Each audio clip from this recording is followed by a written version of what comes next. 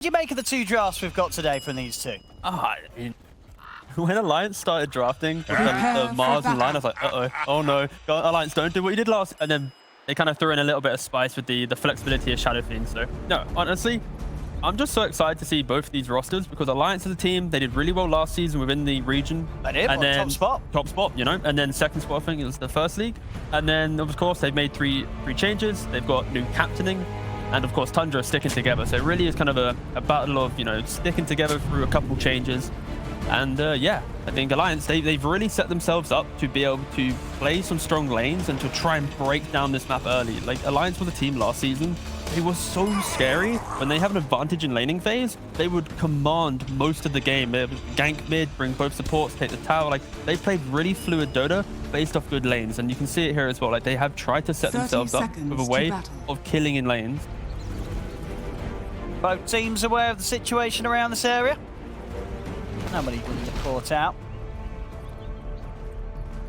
But the double ward here, so it's not as if anyone be too spooked here. See Tundra, they're shifting away straight away, moving to the banning runes. Like right now with Tundra's type of lineup, they mentioned it on the panel, this Earth Spirit. They can fall victim to the idea of it not being a good chrono or not connecting on a good Doom. Alliance has that reset potential, being able to throw in the bodies early and to try and take the fight. And think about it, he's going to take quite a bit of damage here. He's going to be fine with the back of a Panscan. Thinking about turning things back around there, but Boulder not quite catching him. Nico Baby will be able to step away, but taking quite a bit of a punch there around that room. Salve him up straight away, get him fit for the lane. Nice little scuffle there. And of course, Hanskin will have to bring out another salve into the lane because Nico Baby stayed for the bounty rune. Yeah, it's kind of standard meta right now. You know, position 5, they have one salve. As soon as like crew is available, they'll be bringing out another one or two. Keep force feeding your carry through laning phase with as much regen as possible. The mid 9 on his signature Earth Spirit against Supreme's SF. How do you expect to sort of see 9 come out of this lane? I mean, still, at the end of the day, a melee hero against a Shadow Fiend, right? So Supreme could line up some nice raises. Yeah, so I quickly checked 9's Dota Pro tracker, and he actually played Earth Spirit into Shadow Fiend against Paparazzi a couple days ago. Damn. How'd he do? He drew in the laning phase, but he actually killed the Shadow Fiend at around 3 minutes into the game. All right. Mainly because of a rotation in, and that single rotation offset the matchup where Shadow Fiend was afraid to walk up, right? Sure. I think right now, within this kind of 2 to 3 minute window of laning phase, Shadow Fiend should be okay just raising down the lane. Of course, Earth Spirit has the advantage being a melee hero trying to get involved, but of course Shadow Fiend does thrive when you hit the triple raise. So I'm looking towards like Snapfire or Gyro potentially trying to offset this because Shadow Fiend will just be able to farm as much as he wants. Oh, look at this from 9. And for the kick, trying to get Supreme in range at the tower, but quite close enough. He raises back on the way out. So, as we see in Deep 9, very much showing that he is more than ready to try and look for any opportunity if Supreme does get a little too close.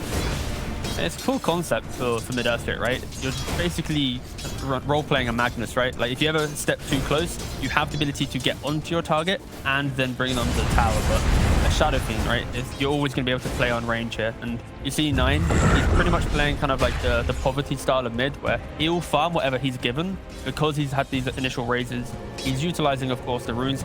Actually TPing to try and get the double rune. Will he get it? He's not going to quite be able to, Supreme. Oh, no. There in time. TP down the drain there for 9. But you can see that that's the confidence of mid lane and understanding what your matchup is. Because like if he doesn't go for that rune, like if he gets both runes, right? Shadow Fiend doesn't have mana. Huge. You don't have mana, you can't raise. Suddenly Earth Spirit can actually play the lane. So like that is a really like smart heads up play to try and offset a matchup which is going against you. But yeah, unfortunately doesn't connect. Now Shadow Fiend is going to be pushing him out of lane potentially. Did have Aramis swinging around as well, eyeing up 9 whilst he was low. 9 will back up, look for the 3-minute rune here for the refill. Aramis will try and mess around with him though. Get some of the stun, but the kickback will allow 9 to secure the rune. Now maybe think about going in onto Aramis. He's going to try it, but off the mark there with the roll. Aramis will be able to easily walk away, salve up. But this is all happening because he's Leslau's able to play by himself slightly. He is getting gone right now, but with the TP back from Aramis and then the spear to disconnect, like there isn't kill threat, right? Like when you have a faceless void in the safe lane, it isn't like some Slark is able to run you down or even spend with someone else, right? Or like a Wraith King. A void, he's going to be able to kind of poke and prod, and that does unlock Aramis to be a little bit more of a nuisance. Bit of aggression attempted down bottom, but NiKoBaby is able to walk it off. What does go to show there, they did bring him down pretty low, these two, snaking in 33. Quite a combo there with the setup of the Snapfire. They have Fado kind of leaving top as well. He can't really do much other than annoy Shadow Fiend. No, he's trying to stay on top of moving the missile, and the swing over from 9. They've quite got the damage. Snowball to the side. Aramis able to break Supreme away, allows him to turn and get another raise off, but 9 still on top of him. And will be able to get the kill. First blood for Tundra.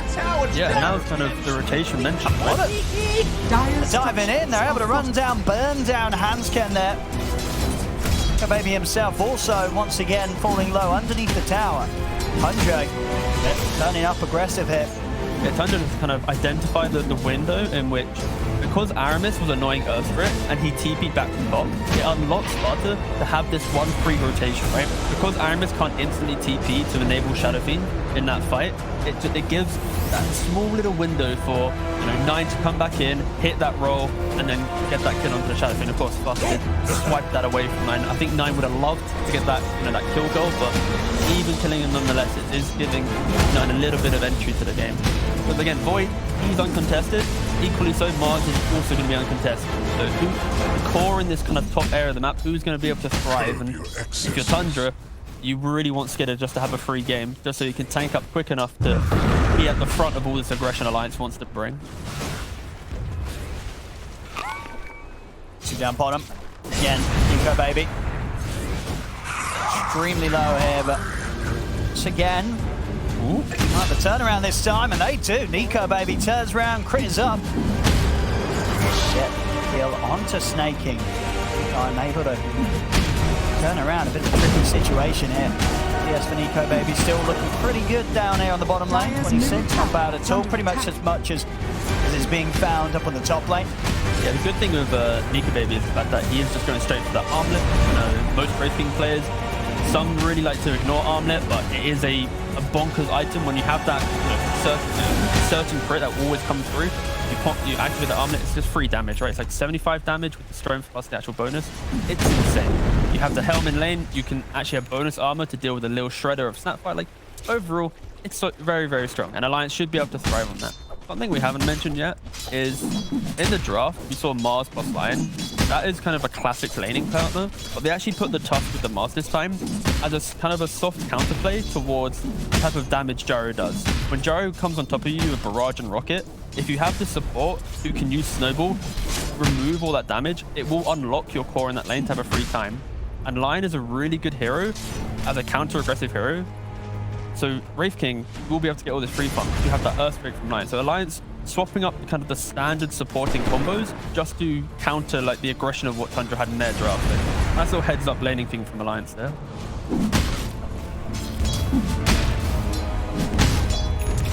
Trying to go onto Leslau, but it's more than fine here each time. Got that helm. Very, very tanky here early on. Not enough damage on these two to really push him out of the lane. Bottom. Attempt onto NiKoBaby, but he should be fine here. Hansken is ready with a stun if it needed. I'll drop it down. Extra backup does come in from Tundra though. 9 in with the roll forward. Has the extra bit of damage to bring down the carry. Looks like Hansken will also come to a slow death here as the Magnetize continues to get popped off. 9 turns up. Has the extra bit of power to get the 2 kills. And by the looks of it, good damage here on tier 1 tower. Yeah, it's really nice from Tundra because their lineup isn't locked into needing to wait for items to be able to kill. Even though 9 didn't have too great of a start to the game, his ability to rotate and enable the magic damage that Tundra has, like to be able to localize the fight, it is really quite prevalent. And Wraith King, you don't have a skill ultimate early. The cooldown is just not worth it. So as soon as you step up that extra little bit, you get cookied on. Earthspirit with the roll, he's going to be able to go from tier 1 tower pretty much down the entire lane and punish you if you ever overstep your mark. So right now, 9 is connecting really well with the rest of his team to give himself a game. We try and go for 33 hit. He is coming over and back up, and Aramis knows they're not going to push it any further. Tundra definitely making it a bit more difficult for Alliance themselves to get aggressive where they want to. Yeah, for this game right now for Alliance, it's all about how Shadow Fiend enters the game. This is the hero that had pretty much free farm mid. Sure, he's died once, but he's pushed out every mid wave. He's farmed off his camps. I love the fact that Fada, as he rotated in, the small camp that the previous full path has been blocked off. They do catch Fada here as he tries to, cheekily walk into the jungle, scout out if any stacks are there. But of course, Alliance will be protecting this with everything. But yeah, like I was mentioning, it's how Supreme enters the game. Sits up. Level 6 is online here for Snake King. He's got the damage with the kisses. They will be able to turn and burst through Skida. Quick silence to put a stop to the Requiem. Roll forward. He's going to be off the mark though. Supreme will still be able to rev up the Requiem to push the two of them back and allow him to walk to safety. Just walked off. But again, that is just a nice farming kind of pattern from Shadow Fiend where he goes from mid lane to neutral camp into then realizing that, wait a second, Mars could be gone on here. There's the Chrono. He's already actually in position. As the Chrono hits, you see him there just south of this. He's already ready. Like, he's not even thinking about anything other than, I need to help enable my Mars. So the fact that they get the trade-off kill here, really impressive. 9 continuing to want to rotate and try and connect with his team. Absolutely, 9 just consistently looking to make moves. There's any real slowdown from his pace so far. The baby with the armlet, reincarnation, much harder of a target to try and make plays upon. It's actually going to be a really fun timing in this game in like 12-13 minutes maybe, because Mars is going armlet, Wraith is going armlet, and if you have like double blink potential on your supports, yeah, it can be pretty hard. Trying to go for Fada here. Fada finally falls, but the damage has already been done. Aramis and Supreme potentially in trouble. Aramis is going to go for the TP out. He'll make it away, but there's no escape. Radiant's middle tower. The Shadow Fiend is Tundra. Come out on top again of these trades. The Alliance are trying to fight for the rune there. I feel like right now for Alliance, their best game plan is just to accept the game that Tundra wants to bring to them, right? Like, right now, Tundra is thriving on Alliance's aggression, bringing that number, like allowing us for it to TP in, or by forcing an extra TP, breaking down Alliance's map through aggression. And if Alliance just stop over-rotating to it and just farm their own creeps, get to that kind of 1-2 item timing, and then take their own fights, that's when they can keep that ball rolling. It's like, you've now used Chrono in this fight, we can then go Roshan. You wasted Doom in this fight, we can make a play. So right now, Alliance, even though they're taking these earlier cheap fights, I'm looking for them to hit that item, be it armlet blink on a Wraith King, a blink on a Mars, and then just render up the tempo themselves. Right now, Tundra, they're looking to make every single play right now. They are. You see 9 starts the action off straight away. He gets the setup onto the Mars, allowing 33 to slam down the Doom, run down Leslau. 9 dominating, 4-0-3. I mean, you've got to just be so careful if your line's coming close to any sort of tower. 9 will always be there ready to fight. Like, he's sacrificing hitting creeps just to find kills. Like, it's 12 minutes into the game and he has 59 CS, right? Like, for a mid laner, you'd be like, well, he's been dumpstered mid, but the fact that he's been able to get these kills and sit at such a healthy score, it's a product of Tundra that's enabling each other. But again, this is the early portion of the game where Tundra, they have the damage to kill heroes. Like, if Alliance had a slightly better entry to their laning phase, be able to punish slightly, then sure, they could be the ones connecting. But it's because Tundra has utilized that gyro correctly, found that mid kill, has used that snapfire. Like, their supports find kills a lot easier. So Tundra are utilizing kind of the advantage that their supports bring right now. But Alliance, their supports will thrive once they have that initiation, once they have that blink dagger. If they punish Tundra's over aggression, that's what Alliance is looking for. 9 closing the gap, so they can take him down 2 times in Nico Baby. Nico Baby go down the once. Doesn't look like there's going to be any potential backup to come in from Alliance, as there's nobody heading over to help out the Wraith King here, as Nico Baby will fall the 2 times. They decided just to leave him to it. Just get into this area. It's like TP into outpost, TP into tier 2.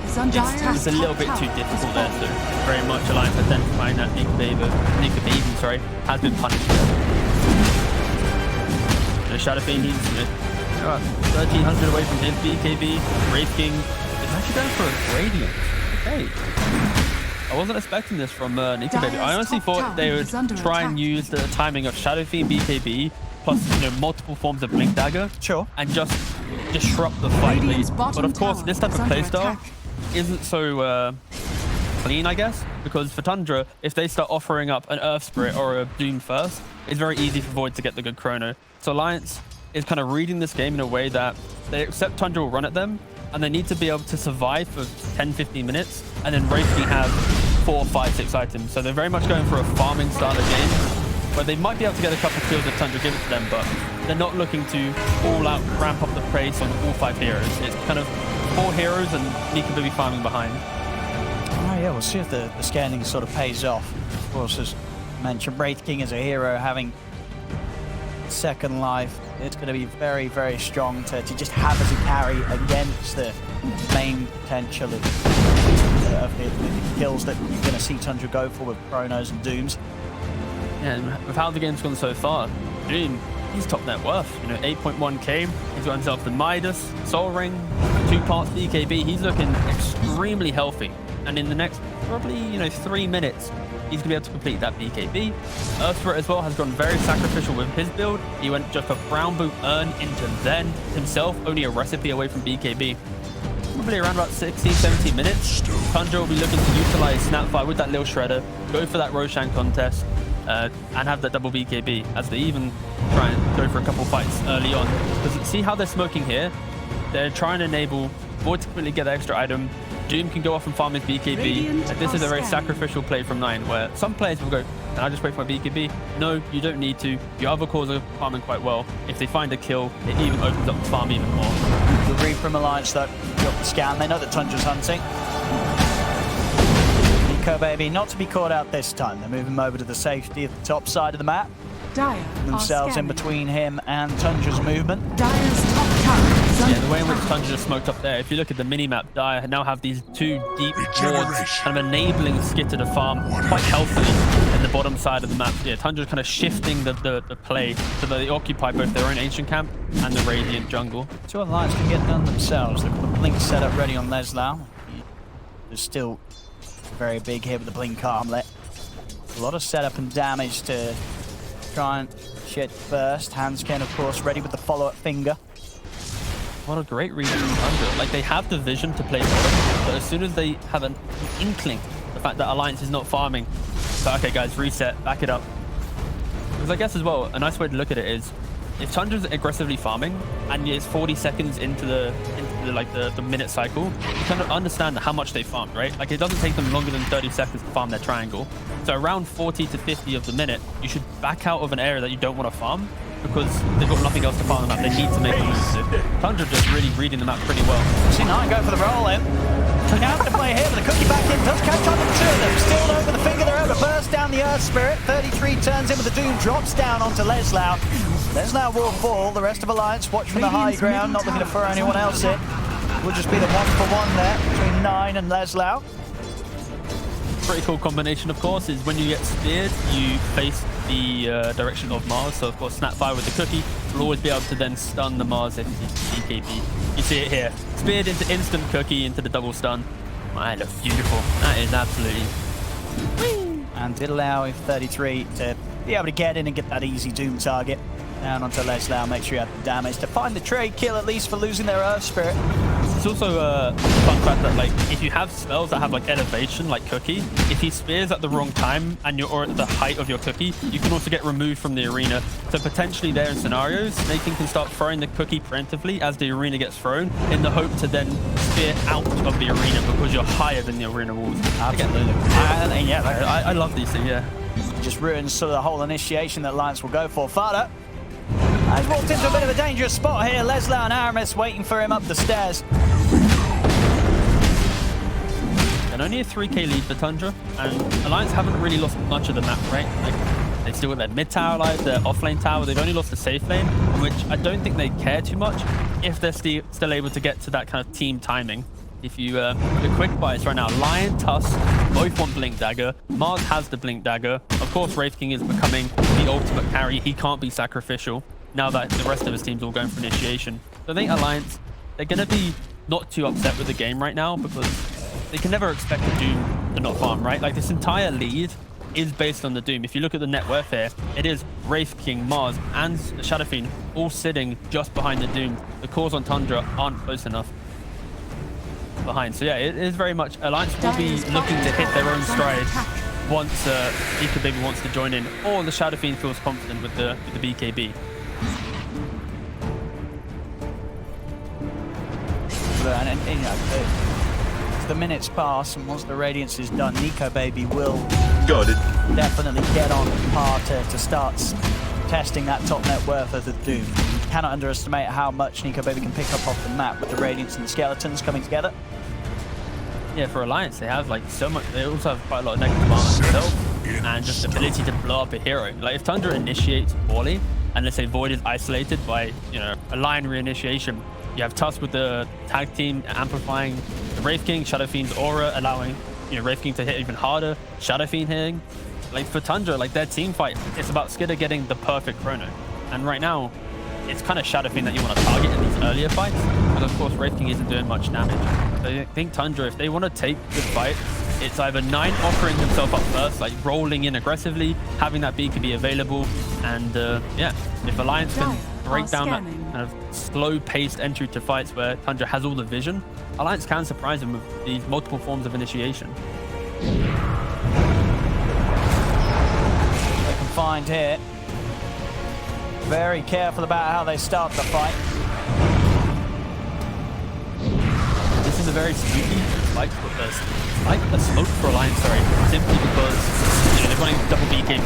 Yeah, they've got to bring some backup in for Nico Baby. Cut down the once. BKB comes out from 9. He tries to get in position, but the snowball buys a little bit of time for Nico Baby. Jumping for Skeeter. The chrono out onto the 2 cores. Nico Baby still alive though. Finally gets first. They do take down the Void in return. Doom dropped down onto the SF. Supreme did manage to get the BKB off in time though, so we'll try and run 9. Looking to chase, 33 fire and snaking. They surround Leslau. Missile inbound onto the Mars. He'll try and arm and toggle his way out of this one, but he cannot get away from the blast. A snaking shotgun. Over to the high ground. 33 is going to keep the chase going. He's in on the hands. Ken and Supreme. Supreme tries to turn with the races, but he can't quite land them all onto 33. Quickfield is getting revved up. We'll be able to push them back, but the homing missile comes in, finishes him off. No, he's still alive. Monster wall turns around a boulder straight into the face of Hansken. As Tundra, they get the cleanup, they get the tower.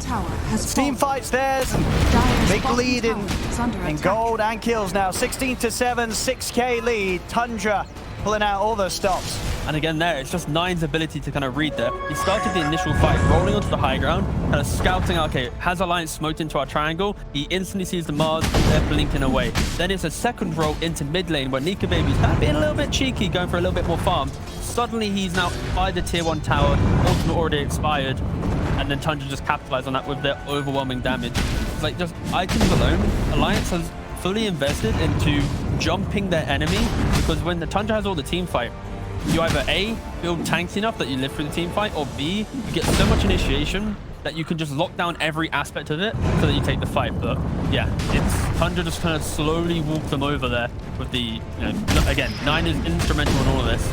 I mean, he really is. This Spirit play has been just as hot as you would expect it to see from the man. We've had it as many times before in the past, but Nine once again coming in and styling all over them here right now.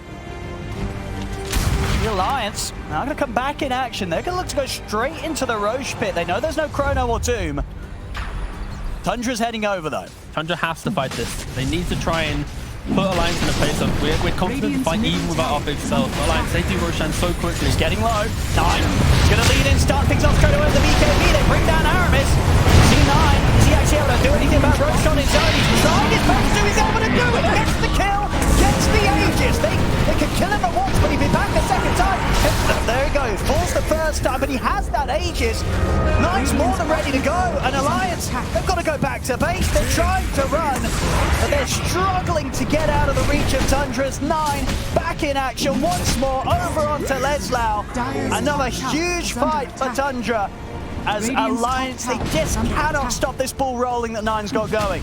Yeah, I fully respect the idea of Alliance wanting to go for that Roshan, that feels like the type of play where you need to sacrifice a hero to break that smoke. The ability for Tundra to go, even though we don't have our Chrono, we don't have our Doom, their ability to fight is not around these spells. It's around Earthstream with his BKB, with his ability to get into the middle of the engagement and just annoy everyone. Like Magnified, he's up for pretty much every fight, especially with the Mortimer Kisses. So you see at the start of this fight, they've already got straight into the middle. You've got Snaking on the top side, just raining havoc into the pit. As for it, again, he's so tanky. He has, 5k HP. He doesn't really care about this damage right now. So yeah, Tundra, they don't need the big spells to get the kills. They just need to have everyone in the right place at the right time. Look at that, 9. That was a live shot of what he was doing during that last fight. Didn't even need to look at the screen. It's A-clicking. That's how easy he's finding it right now, 9. In the zone. He's actually got a second screen with a really big mini-map. And he's just playing from the mini-map. I mean, so the initiation length for some of these rolls that he's getting, he needs a second screen. He's rolling all over the place. Yeah, and then now they have pretty much all the spells back up again. They smoke, and they have a BKB faces Void. Alliance, they really need to find a way to survive through these spells, because Wraith King, you think with 2 lives you can do it, but you can't.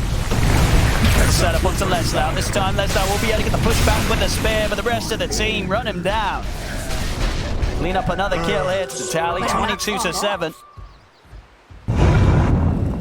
Now Tundra will be sweeping throughout the map. When you have this type of advantage and you have the cooldowns, you need to play with that confidence. You need to play with that gusto of, even if you get picked off once or twice, forcing Alliance to make a move. Because right now, when you have lost this potential to move forward in the map, Alliance will have to bring so many heroes to any fight because you are behind. So Tundra can punish that by just sending random heroes in just to make Alliance feel uncomfortable. Smoking from a hero down and 14k down. This is a confident play where maybe it works, maybe it doesn't. Gonna try and go for Fada. Burst in 9, won't be able to get the setup on the back lines immediately, but the Chrono is down onto the 2 of them. It's been caught out by the Hex, but now with the BKB up, Skeeter can continue to take down the task. Now turns over towards Nico, baby. It's going to be the first death of the Wraith King. So they can go for a second. 33 pushing back Supreme. 9's there to help finish it off. As Supreme goes down, Nico, baby, no chance. As Tundra surrounds him. Just continued chaos here. Favoring that at Tundra. They're ready to push down mid onto the tier 2s. Alliance now down 15k and 25 minutes in. It's seeming like a very tough one to turn around now, team. Yeah, it's actually beautiful start from Tundra. Every single fight, they have the discipline of why they want to take the fight, how they want to take the fight. 33, he has always doomed the Shadow Fiend. Void has never been afraid to Chrono Wraith King. He's not been like, I'm going to hold it for a second. Like, they're just going for the kill. Break down what Alliance has done in this game. And if you think about like how they've kind of come into this game, Lion and Tusk and Mars have all went for the initiating role. That playstyle can work if you get the initiation, if you find that rhythm, get a Roshan and play. But they never found those forms of initiation. And then Tundra, they double down, went for a little bit more farming items, and now suddenly they hit this, and they're just rolling through the game. Yeah, it's really impressive stuff from Tundra. Like, 9 has popped off.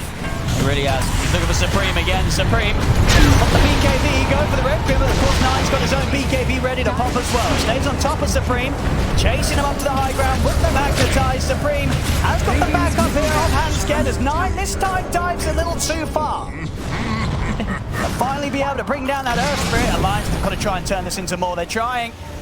Going to step out towards 33 and Fada, but at this point, even with 9 down, the rest of Tundra still very scary in Alliance. They won't be able to catch anyone else. I had to say something about 9 to nurse it, you know? Like, we had to praise him for a little bit, so then he dived to give Alliance a little bit of fresh air there.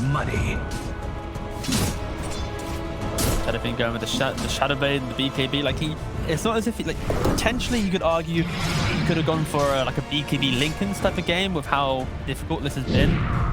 Nowadays, there's so many creeps for you to pick up or items to buy to pop that Lincoln's. It also doesn't feel too comfortable. It's just a really difficult position to be in. So right now for Alliance, they need to try and play the side lanes, try and get a pick, try and have something going their way. But if Tundra just groups up and continues to play this kind of cohesive kind of bundle around the map, it will be very hard for Alliance to find their footing back into the game.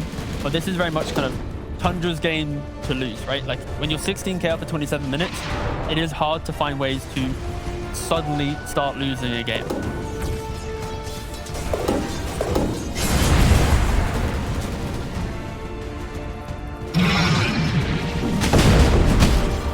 See what the move from Alliance is going to be. Dire's top tower is under attack. Still rather far behind and needing time for Baby really to be able to carry this whole game on his shoulders. So tanky. I'm trying to like look on Tundra. Like, what hero right now, if they're by themselves, could you realistically 100-0? And unfortunately, it's just a support. Down mid 33. Managed to catch Leslar just a little too far outside of the base here. Dire's top tower is under attack. Find anything more, Supreme. Away with the Shadow Blade. No detection down at the moment from Tundra. They might catch Aramis. Trying to head back to base. Snaking. Waddling his way over. Trying to find out. But Aramis will be able to blink away. Nico Baby charging in. Tundra has the ward in the low ground here. So they are going to be able to see every kind of move from Alliance here. They move back over the right-hand side. But you see here, right? Fado always positions himself in kind of the... If you're smoking or making any quirky play, you're going to be killing off faster, or you're going to be killing off 9. It's not as if they're allowing this small sliver of hope where Doom or Void are going in first. Like, Tundra is still playing with the discipline of no matter who you jump or your Hail Mary play, it's still going to net yourself a kill that won't mean you win the second fight or the fight after that.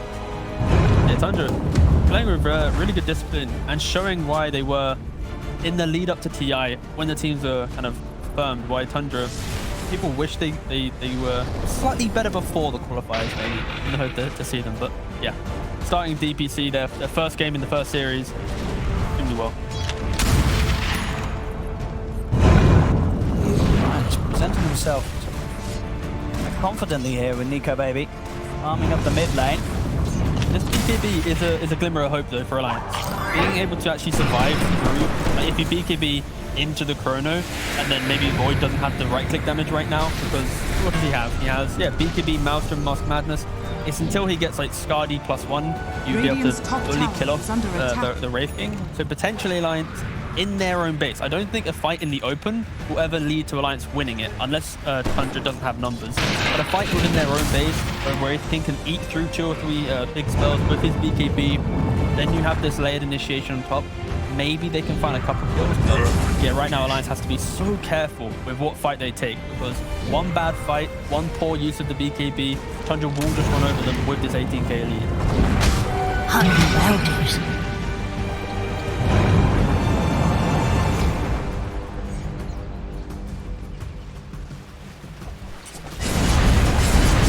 Are scanning. The rest of the line smoking up behind him, looking to make plays elsewhere. Tundra is a little bit disconnected right now. Like if you look at the minimap, you've got one hero farming bot side, Radiant's top tower is under attack. Radiant are Void scanning. just TP. Oh, it's close there. Hands can't get any catch, but 33 also out with the blink at the same time. Yeah, that could have been the thing Alliance needed. If you get a key kill like this, even if you're 18, 19k down, if you get one kill, you start those respawn times ticking, you can take the fight. But unfortunately, I mean a fraction of a second.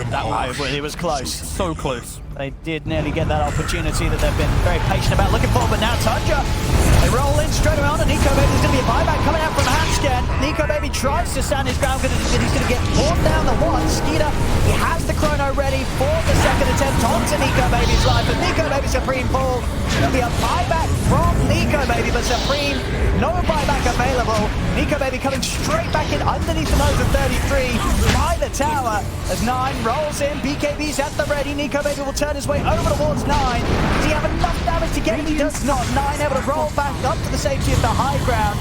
It's ready to roll back in as well. 9 just goes straight in over towards Hanskin. Does lose his life for this, but Tundra, they are just overall overrunning Alliance. As Alliance, despite the buybacks thrown into the fight there, the 3 of them, of course, Hanskin, Nico Baby, and Aramis, it still was not enough to take the fight against Tundra. Unfortunately, again, it's so easy to say because they're behind, right? But you're just not seeing the damage from the Wraith King at this point in the game. Wraith King is a hero that is meant to be sacrificial land. You tank up so much damage, but everyone else does damage. And we're not seeing it from the Mars, the Shadow Fiend line. And like again, the fight we just watched is so easy to say, but even if we rewind 10 minutes into the game, 20 minutes into the game, with Wraith King dying, we were lacking that kind of damage across all the heroes from Alliance here. So yeah, now they're just falling a little bit victim to that lead in Tundra. They are playing so cleanly. Like every move they've made so far, they've offered up one hero to die in those kind of difficult situations. Nine's already been in the face. So yeah, again, I know I've said it twice now already, but Tundra, clean execution so far in this game. Very methodical, kind of sweeping throughout the map. Alliance, you know, they're not giving up. You know, some teams in this position, if their carry dies 3 times in a fight, that could be the end of a single game, especially if it's best of 3. But Alliance showing that resilience, keeping themselves. Maybe some magic happen. We'll see.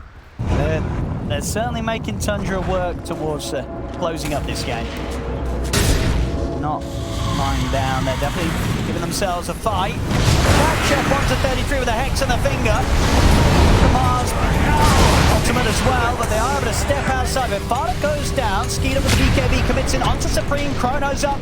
Bought the 2 cores. Supreme will be the first focus.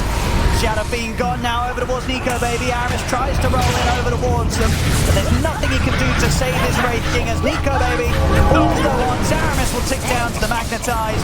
Tundra with the numbers, easily surrounding Nico Baby, getting the team wipe once again. This time Alliance, they'll tap out. They've had enough. GG is called. It's Tundra.